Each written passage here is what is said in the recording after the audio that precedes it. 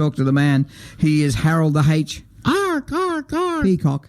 And he is in a town in Victoria, and he's going to tell us about some land agent that got in a bit of trouble. He moved to Ipswich. He's still living here. Back in 1840. G'day, Harold. Good morning, Danny. I'm here in sunny or rainy Muddy Creek out in the Western District of Victoria. Tell you there's a lot of history out here too. Yeah, I think you're with the Muddy Creek picker there somewhere, aren't you?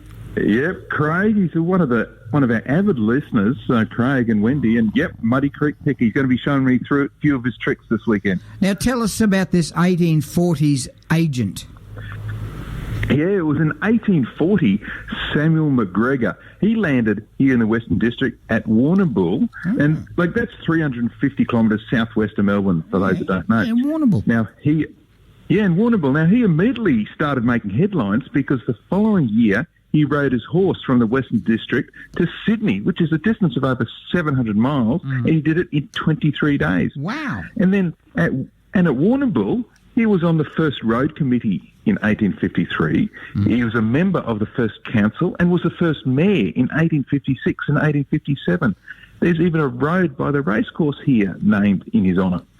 But on the dark side, Danny, it was said that he once hosted bushranger Frank Gardner the night before a notable robbery. Isn't he the Thunderbolt? And McGregor this is Frank Gardner, a different one. But McGregor himself might have been along those lines anyway, because he was a land agent and stock auctioneer and was heavily involved with dummying for the squatters around the district. Now, what dummying is, that's a practice of having dummy bidders for the squatters to buy back land that they'd lost during the land disputes with the selectors back then. Wow. It was a highly controversial period, and McGregor was right in the thick of it. This is a disgrace.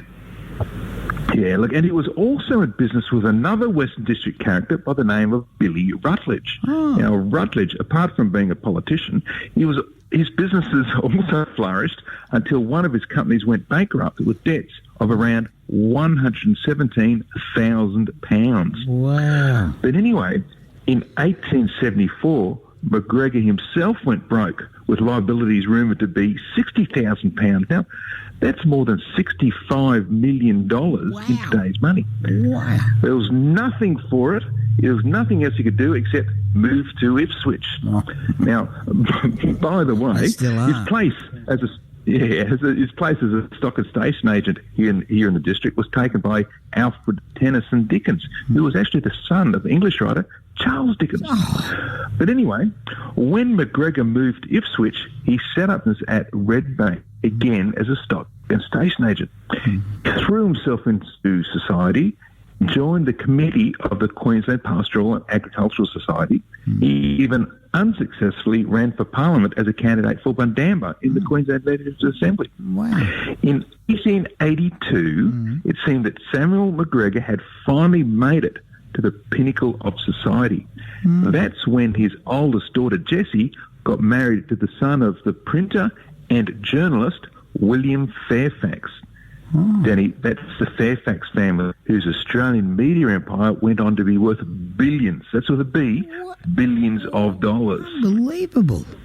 And this is from a land agent here in Ipswich. But just like earlier in his life, success was cruelly ripped away.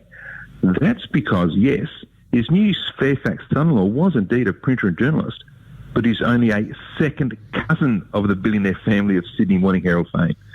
So on this occasion, absolutely no wealth resulted for McGregor there. What's more, in 1891, McGregor was again insolvent, this time with total debts of over £2,000. So the former mayor of Warrnambool and twice insolvent Ipswich auctioneer, Samuel McGregor, he died in 1908, and today he's buried at the Twong Cemetery. And he never really made his fortune despite coming to Ipswich. But look, Danny, I've got to thank a number of people here to help me with this research for the story down here in the Western District. There's Janet of the Warrnambool Historical Society and Ian at the Hamilton Historical Society. They're listeners, they love your show, and they help out whenever they can. Isn't that? We're internationally and interstately known. Fantastic. A big shout out to them. Mate, another great yarn. Warrnambool, isn't that on the coast?